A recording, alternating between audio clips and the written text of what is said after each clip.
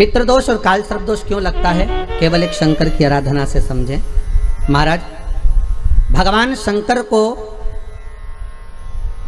जब जलंधर की पत्नी वृंदा, जलंधर के जब प्राण छूटे, तो जलंधर के प्राण छूटने पर वृंदा जब तुलसी का क्यारा बन गई और वो वृंदा ने श्राप दे दिया, हे शिव, ये नारायण आपने मेरे साथ छल करा है तो आप शालिग्राम बनोगे, पत्थर बनोगे, पर शंकर आपने मेरे पति को मारा है तो आपका चढ़ा हुआ जल कभी मुझ में नहीं जाएगा।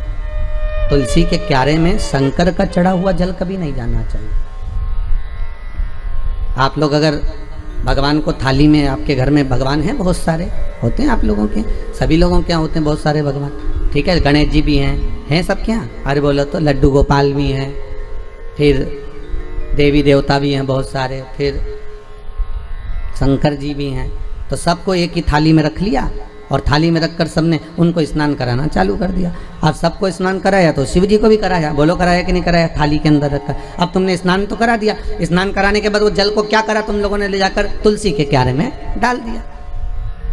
तो महाराज जी, पहले के समय में क्या काल सर्प दोष, पितृदोष नहीं होता था? बिल्कुल नहीं होता था। पहले के समय में ना काल सर्प दोष होता था ना पितृदोष होता था। क्यों? तो क्या घर में लोगों के शंकर जी नहीं होते थे? होते थे। लोग शिव जी को स्नान कराते थे, पर घर में बगीचा, खलियान, खेत, वृक्ष इतने लगे होते थे कि शंकर जी को स्नान कराने के बाद वो जल को ले जाकर, भगवान को स्नान कराने के बाद जल को ले जाकर पेड़ पौधे में डाल दिया जाता था, बगीचे में डाल देते थे, तुलसी के क्यारे में नहीं डालते थे। इसलिए ना पितृदोष होता था ना काल सर्प दोष होता था।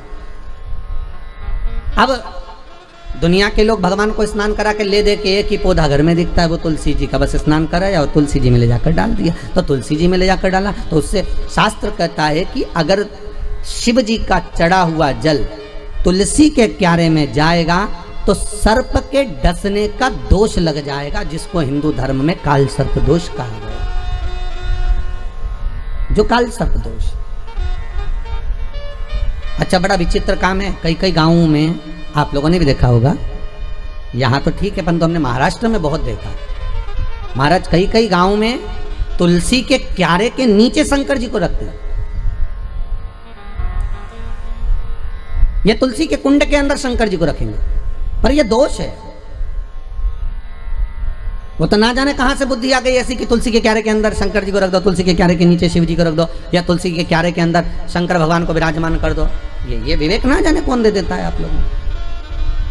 अच्छा, दुनिया के लोगों की आदत भी ऐसी है ना, जो अच्छा विवेक मिले ना, अच्छी जगह से कथा मिले, अच्छी चीज मिले तो उसको तो लोग छोड़ देंगे, पर कहीं नाटक मिले, नौटंकी मिले, कोई आपको अलग अलग तरह से ना जाने घुमा फिरा के, ना जाने बुद्धि ऐसी फेर कर गलत चीज बताएगा ना, तो वो समझ में आ जाएगी आप लोगों को। दुनिया की आदत है।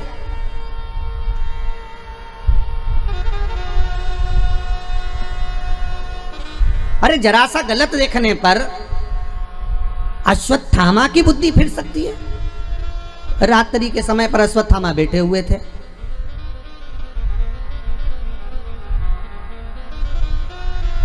और रात्रि के समय पर अश्वत्थामा बैठे, और बैठे बैठे अश्वत्थामा ने क्या देखा कि एक वृक्ष के कोटर में कौवे के अंडे रखे हुए हैं, कौवे के बच्चे रखे हुए हैं, और एक उल्लू रात्रि के समय पर उड़ता उड़ता आया और वो कौवे के अंडों को उसने, रात के समय कौवा जब सो गया तो उसके अंडों को, उसके बच्चों को मार दिया। किसने? उल्लू ने। अश्वत्थामा ने देख लिया, इससे जोरदार कोई काम नहीं हो सकता। अगर ये पांडव जीते, नेत्र खुलने के बाद अगर नहीं मर रहे, तो एक काम करता हूं, जैसे उल्लू रात को आया और उसने कौवे के अंडों को मार दिया, कौवे के बच्चों को मार दिया, तो अश्वत्थामा ने भी विचार करा, एक काम करता हूँ, मैं भी सोते समय पर जाता हूँ और मार देता हूँ। और अश्वत्थामा ने करा क्या, जब पांडवों के पुत्र सो रहे थे और अश्वत्थामा उनको सोते हुए को मार दिया, सोते हुए। बस केवल रात्रि को एक जरा सा एक लीला देखी और उस बुद्धि में, अश्वत्थामा के उस विवेक में वो समाहित हो गया। गलत चीज लोगों की बुद्धि में तुरंत आ जाती है कि हाँ हाँ उसने ऐसा करा, उसने तुलसी जी के क्यारे में शिवलिंग रखा तो अपन भी रख लो, उसने ऐसा करा तो अपन भी ऐसा कर लो, उसने यूं करा तो अपन भी ऐसा कर लीजिए। पर शंकर की कथा करें नहीं भाई, ये थोड़ा वंचिता होना चाहिए। महाराज, जो शास्त्र सम्मत हो उसका स्मरण करना चाहिए। पहले के समय में दो दोष नहीं रहते थे, ना पितृ दोष रहता था, ना काल सर्प दोष रहता था। काल सर्प दोष कब आया? जब आप लोगों ने भगवान का चढ़ा हुआ जल, शिव जी का चढ़ा हुआ जल तुलसी में चढ़ाना प्रारंभ करा, तब काल सर्प दोष आया। और पितृ दोष पहले नहीं होता था। क्यों? क्योंकि लोग घर के मटके में से, घर के हंडे में से, घर के परिंडे में से लोटा भरकर पानी लेकर जाते थे और शंकर को चढ़ाते थे। घर का जो रसोई घर होता था वो बीच केंद्र में होता था, रसोई घर घर के मध्य में होता था, तो वहां से जब पानी लेकर जाते थे, परिंडा, मटका, हंडा पितरों का स्थान माना गया है। वहां से जब पानी भरते और ले जाकर शंकर जी को चढ़ाते, तो पूरे घर में से पानी निकलकर जब शिव को चढ़ने के लिए जाता था, तो पूरे घर का वास्तु दोष, पितृदोष समाप्त हो जाता था। अब आज के जमाने में मंदिर का लोटा उठाकर, मंदिर का पानी भरकर शंकर जी को चढ़ा देते हैं, तो ना वास्तु दोष समाप्त होता है, ना पितृदोष समाप्त होता है, ना कालसर्प दोष समाप्त होता है। पहले भी कथा में कहा, परसों की कथा में कहा कि लक्ष्मी जी अपने पास का अगर कोई सामग्री शिव जी को चढ़ा देती तो शंकर प्रसन्न हो जाते, पर लक्ष्मी जी ने करा क्या? जल भी लाई तो पार्वती की यहां से लाई। लक्ष्मी जी अगर जल लेकर आ रही है तो पार्वती की यहां से लेकर। आपके पास में जो है आप शंकर को वो समर्पित करो। आपके पास में जो हुआ वो शंकर को दीजिए। और शंकर एक बात और कहते हैं कि मुझे दिखावा कर कर मत दीजिए, जो आपके पास में है, जो अपना है वो दो, जो श्रेष्ठ है वो दीजिए। कहा मात्र एक चावल का दाना, कितना? जम के बोलिए। एक चावल का दाना शंकर जी को चढ़ाओ, पर आखा चढ़ाओ। कैसा चढ़ाना है? आखा, मतलब खंडित नहीं होना चाहिए। एक बेलपत्र शिव जी को चढ़ाओ, पर आखी चढ़ाओ। 4 दिन में आज हमारा दिल बड़ा खुश है। 5वें दिन उसका एक कारण है। 5 दिन से 4 दिन से शंकर जी पे जो बेलपत्र चढ़ रही थी पोथी पर, वो सब जजमान जो तोड़ कर दे देते थे, खंडी, टूटी फूटी सब चढ़ जाती। पर आज भले छोटी सी बेलपत्र है, पर आज जो चढ़ी हैं बाबा की कृपा से वो पूर्ण चढ़ी है। तो आज दिल खुश हो गया ये देखकर कि शिव महापुराण पर आज जो बेलपत्र समर्पित करी वो भले कम चढ़े, भले कम चढ़ा। एक चावल का दाना चढ़ा पर आखा चढ़ा।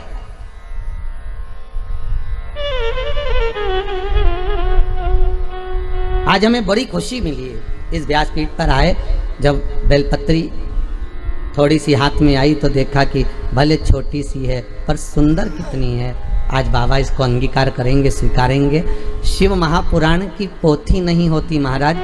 7 दिन, 9 दिन, 5 दिन, जितने दिन तक शिव महापुराण जिस जगह पर रखी रहती है, जिस कुल में, जिस परिवार में, जिस भाव में रखी रहती है, वहां पर ये 12 ज्योतिर्लिंग 7 दिन के लिए विराजमान होते हैं। उस पर चढ़ाई गई बेलपत्री का फल 12 ज्योतिर्लिंग पर चढ़ाई गई बेलपत्री के फल के बराबर होता है। 12 बेल ज्योतिर्लिंग के बराबर है। उसका फल एक आनंदी, बड़ी प्रसन्न। थोड़ा दो भगवान को, पर अच्छा। पर दुनिया के लोगों की आदत ये थी, अच्छी चीज होती ना वो अपने लिए रख लेते। बहुत अच्छी साड़ी है तुम्हारे पास में तो बहू को दे दोगी, और अच्छी साड़ी है तो तुम अपनी बेटी को दे दोगी। साड़ी थोड़ी भी गड़बड़ है तो भागवत पे चढ़ा दोगी। इतनी खुश होकर चढ़ाओगी, भागवत महारानी पे चढ़ा दी। अब तुम सोचोगे भागवत जी पे साड़ी चढ़ा दी, और वो साड़ी जो किसी काम की नहीं, वो साड़ी जो किसी के काम की नहीं, जब तुम्हारी बेटी के काम की नहीं, तुम्हारी बहू के काम की नहीं, तुम्हारे काम की नहीं, तो तुमने जो भागवत जी पे चढ़ाई वो महाराज की पत्नी पहनेगी? अरे बोलो तो कहीं नहीं पहना। तुमसे ज्यादा जोरदार महाराज की पत्नी तो कहीं पहने ऐसी साड़ी? किस काम की हो? इसलिए शिव महापुराण भले थोड़ा लग जाए, लोगों को लगता है कि महाराज जी ऐसी बात बोल, पर एक चढ़ाओ, पर अच्छा चढ़ाओ। एक चावल का दाना चढ़ाओ, अच्छा चढ़ाओ। एक बेलपत्र चढ़ाओ भगवान को, पर वो अच्छी चढ़ाओ। एक पुष्प चढ़ाओ, अच्छा चढ़ाओ। एक वृक्ष की पत्ती चढ़ाओ, पर अच्छी चढ़ाओ। एक दुर्वा चढ़ाओ, पर अच्छा चढ़ाओ। एक लोटा पानी चढ़ाओ, पर अच्छा चढ़ाओ। दिल से चढ़ाओ। हमें नहीं लेना मंदिर का पानी, हमें नहीं चाहिए मंदिर का जल, हमें तो घर से लेकर जाएंगे, भले इतना सा लेकर जाएं, वो चढ़ाएं।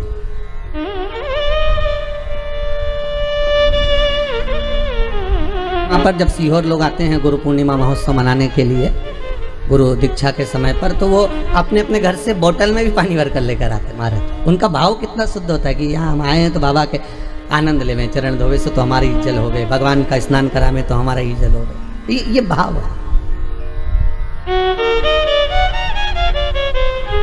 अभी सीहोर में रुद्राक्ष महोत्सव था, आप में से कुछ लोग पहुंचे भी होंगे। कौन कौन पहुंचा था? आप लोग हाथ उठाए, पहुंचे भी थे। तो आप लोगों ने देखा होगा कि शंकर जी पे जल चढ़ाने के लिए हमने कोई टंकी भरकर नहीं रखी थी कि हमने यहाँ पर टंकी भर दियो कि इसमें से पानी भर भर के ले जाओ और शिव जी को चढ़ा दो। देखा था आप लोगों ने? नहीं भरी थी ना। कई लोगों ने कहा महाराज जी इतनी पब्लिक है तो एक टंकी भर दो पानी का और वहां लोटे रख दो, 4-5 कलश रख दो तो लोग शिव जी को चढ़ाते रहेंगे। हमने कहा नहीं, शिव महापुराण का विधान है कलश भी वही लाएं और पानी भी वही लाएं। अब उनकी मर्जी, वो कुएं में से खींच के लाएं, बोर में से निकाल के लाएं, टैंकर से लाएं, जहां से उनकी मर्जी पड़े जल वो लेकर आए और चढ़ाएं। क्यों? क्योंकि इतनी दूर आए हैं तो एक लोटा पानी भी चढ़ाएं तो उनकी कामना पूरी हो, उनकी मनोकामना पूर्ण हो। भरने को तो हम जल भर देंगे, हमको क्या करना। जब कुएं में इतना पानी डल रहा था, लोगों के लिए इतना पानी की व्यवस्था करी गई थी, तो आपके लिए एक टंकी पानी भरने में क्या जाता? पर नहीं, आप स्वतः लेकर आएंगे, आप स्वयं लेकर आएंगे और उस जल को आप स्वयं समर्पित करेंगे तो उसका आनंद ही दूसरा हो,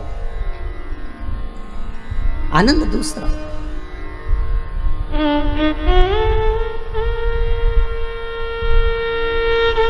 गंगा जली खोलिए कभी किसी ने?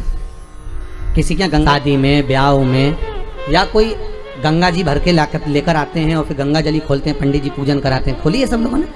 तो गंगा जली खोलते हैं तो उस गंगा जली के खोलते समय गंगा जी का सुहाग चढ़ाते हैं। बोलो चढ़ाते कि नहीं चढ़ाते? साड़ी चढ़ाएंगे, बिछुड़ी चढ़ाएंगे, चूड़ी चढ़ाएंगे, सब चढ़ाएंगे, फिर लोटा भी भरेंगे, फिर कलश पूजन भी होगी, फिर गंगा जी को लेके भी आएंगे, फिर मैया आती भी है, शरीरों में लोग हिलते भी हैं, सब कुछ होता है। फिर वहां पर गंगा जी की अगर वस्त्र चढ़ाया, गंगा जी का सुहाग चढ़ाया, गंगा जी की पूजन करी, तो साथ में एक की पूजन और होती है, वो भागीरथ जी की होती है। बोलो होती कि नहीं होती? फिर भागीरथ के कपड़े चढ़ते, धोती चढ़ेगी, गमछा चढ़ेगा, कुर्ता का कपड़ा चढ़ेगा, जनेऊ चढ़ेगी, भागीरथ जी के कपड़े भी चढ़ेंगे। कि भागीरथ जी के कपड़े चढ़ाए, क्यों चढ़ाते हैं? उसका कारण क्या है? क्योंकि गंगा को लेकर आने वाले श्री भागीरथ जी महाराज